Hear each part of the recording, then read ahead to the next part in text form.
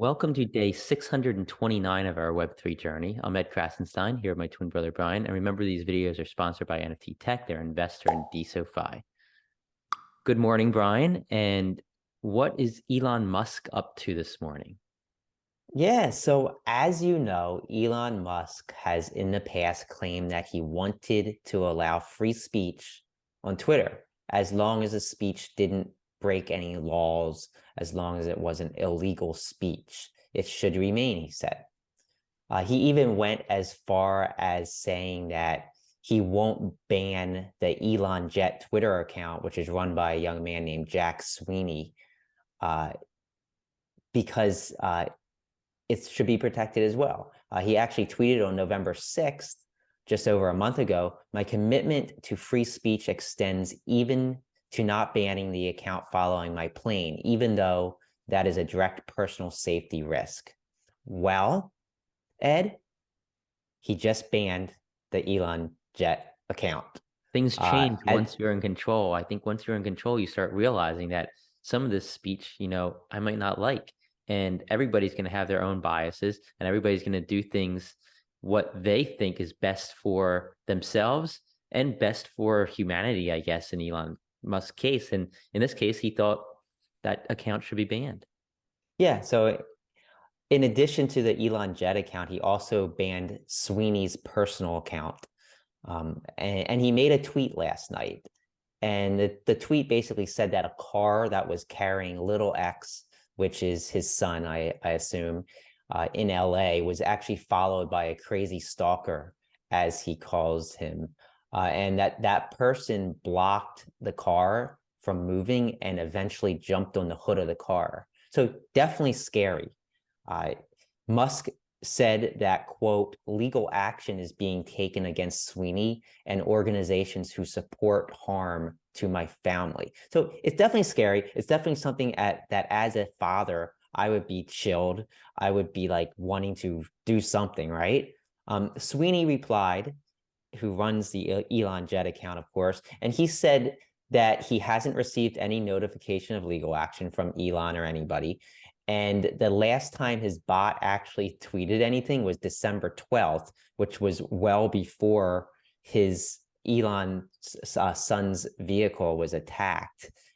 He said, this Not is not attacked. It wasn't attacked. somebody jumped on the hood of it, I guess you could say. So Sweeney said, I don't know how that's even connected to me. And Sweeney also said, quote, they have their legal standing and all I'm doing is taking their data and putting it on Twitter.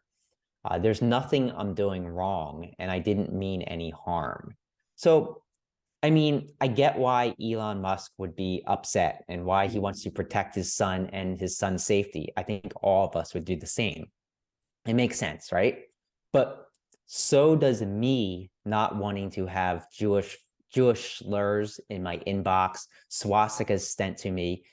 Is it free speech or is it free speech as Elon defines free speech? I think that's the question, and that's the Yeah, problem. I mean, so this goes back to personal biases and political biases and biases about everything. It's human nature that all of us have biases. You know, I have a bias. I don't like Donald Trump. Elon Musk has a bias that he thinks Joe Biden should talk more about Tesla. Elon Musk has a bias against anybody posting information personal to him that might lead to his son getting harmed. They're understandable. It's understandable that people have biases for different reasons. The thing is, all these conservatives are attacking Twitter, attacking Jack Dorsey for having left-leaning biases and using those left-leaning biases to ban people. Where is that line drawn? If Elon Musk decides that he doesn't like people lying about Tesla, does he start banning those accounts? I don't know. I don't think he would. I hope he wouldn't, but we don't know. And there's always these lines that are going to be drawn. And Elon Musk is going to have these lines. He's going to have lines for hate speech. He's going to have lines for violence and for inciting violence. They might not be so far to the left or to the right as Jack Dorsey or anybody else who might run Twitter, but he's going to have a line that's drawn, and that line is going to upset people. So free speech sounds great, but there is no line where it becomes free speech and it becomes unfree speech. Yeah, and I think it's also important to remember that the First Amendment only protects legal free speech from being hampered in any way by the government, not by a private company, not by an individual. So Elon is free to block this stuff. But then his his whole argument that Twitter or Jack Dorsey was doing something wrong by blocking naked photos of Hunter Biden or maybe misinformation around COVID, I think that's a moot point then. That's all Yeah, I'm I saying. mean, so Elon blocking this ElonJet account is to protect his son, prevent his son from potentially getting harmed. Jack Dorsey, his blocking was in order to help protect people from getting harmed by drinking bleach or from, doing some other crazy herbal supplement that might actually have side effects and might harm you. So I, like I said, there's lines and nobody's always going to agree on the same things. And Elon's going to ban people and others are going to be upset, but they're still going to say he's for conservatives are going to say, oh, we still support him for free speech. So I don't know. It's difficult. Yeah, I think that you can't support ultimate free speech on social media, which isn't actually a thing, and then pick and choose what you think maybe that should be removed. Maybe that thing should be removed. You can't really do that. Yeah. So let's move on to the DeSo blockchain. The Web3 in 53 podcasts, and that podcast took place on Twitter Spaces, took place yesterday with William Laurent, Michelle Lord, and Michael J. Neal, who hosted that show. Ash Deso, one of the core team members at Deso, was the top guest on the show. He took questions, explained why we need Web3 and social media, talked a lot about Deso, mostly about Deso. There were about 57 people there at one point in time. The crowd was good, probably 40 plus the entire time. There was no update yet on Social Tokens version 2 that was asked of Ash. He said he doesn't really have anything to provide us with as far as when or what that's going to be. Deso did not have any money on FTX. That was a question asked, I believe, by one of the individuals there in the room. It was So, me. oh, It was that was me. you. Okay. Yeah. So there's no money on FTX. That's good. So Deso didn't lose from the FTX collapse. Um, Ash Deso also talked about how the team works and how they wake up each day and decide on the focus. It was really good insight into how things go down on Deso.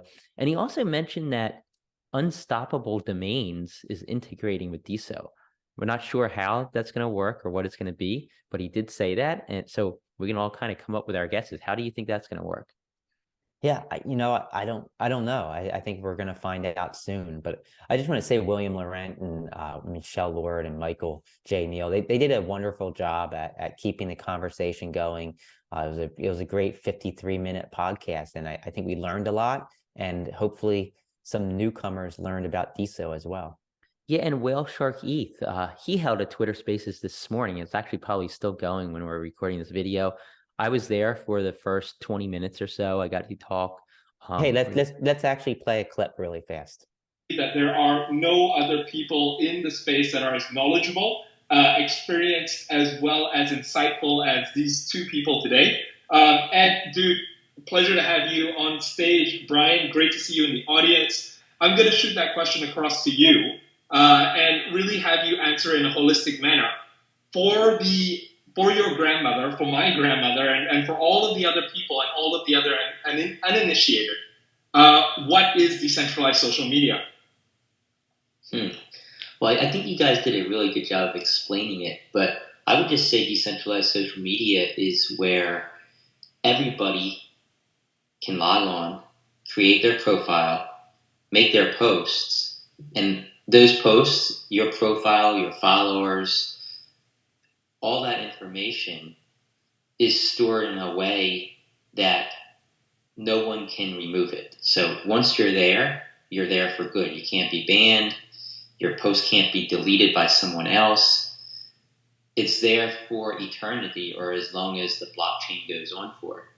So it's different than Twitter or it's different than Instagram because Twitter has the right to block any post they want. They have the right to censor any post they want, ban accounts, suspend accounts, and that information is gone, or it's gone as long as you're banned. As many of you know, Brian and I were banned from Twitter about, I guess, 3 years ago now.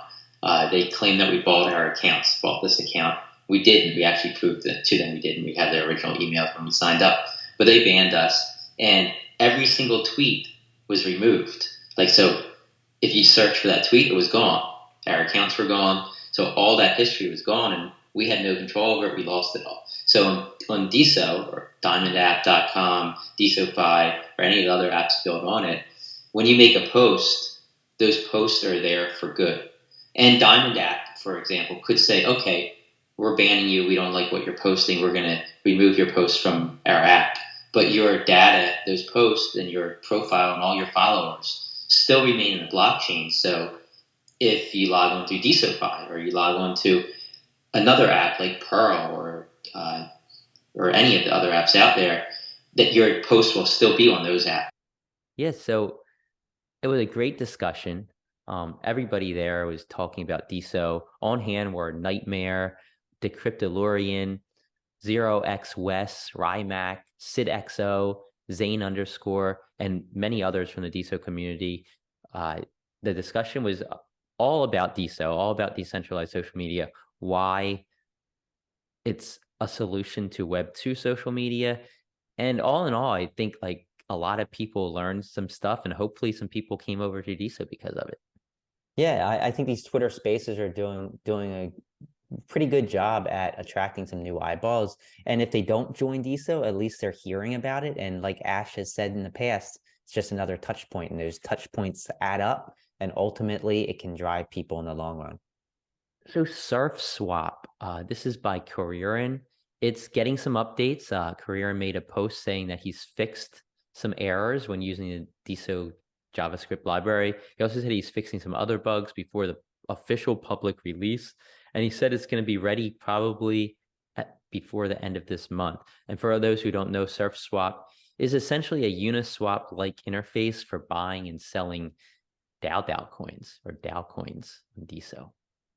Yeah, a great update, and looking forward to seeing how this thing develops. Moving on, Cyberpunk Apes, special edition number 70. It was a little bit delayed, but the snapshot has now been taken, and the drawing is taking place very soon. I'm assuming it's going to be today. Yeah, I can't it's confirm that. going right now. I don't know the exact time it ends, but it's been landing on different people, and you can see that in real time on the blockchain. So Set2Deso, they are now up to 341 daily active users and 451 weekly active users. They're doing really well. Remember, they do have a DAO fundraise going on at DAO.io/D/C2Deso. Definitely check that out. And if you haven't connected your Twitter account to your Deso account yet, you can do so. Yeah, I love this. We haven't done so yet. Maybe sometime in the future, but tell us about the NFTZ auctions that are ending Yeah, well, soon. so I mean, I think it would be weird if we connected our Twitter account, since we do a lot of political stuff. I don't know if that's stuff we want to be posting on Deso. Maybe we could make under our normal account, but maybe we could make 2 separate accounts and tie those Twitter accounts into that. That would be that's not a interesting. bad idea. Yeah. So yeah, on NFTZ, which is the only place where you can post and view lifetime Deso NFT auctions, just go to nftz.me/auctions. You can see all of the auctions ending soon. I want to mention a couple that are ending in the next 24 hours. There's multiple Deso radio art NFTs that are ending tonight. Check those out. They're really cool animations of radio art. You know, the radio art you've probably done as a child, or you still do today. Art2Z, they have more of their awesome Deso Joker NFTs that are ending today, mostly around 7 p.m. Eastern time or so. Check those out if you haven't already. And Weebos number 824 is ending tonight at 11:10 p.m. Eastern time. Yeah, and I quickly want to get to the top 10 bidders on the Deso blockchain over the last 24 hours. These people bid on the most NFTs on the Deso blockchain. CompDeck, Noel Garcia, MSNE 115, Wen Moons, Clout Feed Test, Meta Philosopher, Chermislav Digdong, Homie, Pei Yang, and Zane. And the top diamonded creators, thanks to our friends at Alton Base for this list, these people receive the most diamonds or tips on their posts and replies in the last day on the Deso blockchain. Skin Lover was first, followed by Clout Women Unite, Michelle Lord, Miss Katie Ann, Stargeezers, Striga, Natter, McMarsh, Ola La, and Now and Then. Yeah, and everybody take a look at these events that are ending or that are taking place on Deso today. Thanks again to Miss Katie Ann for providing us with this list. And everybody have a great rest of your day, and we'll talk to you tomorrow.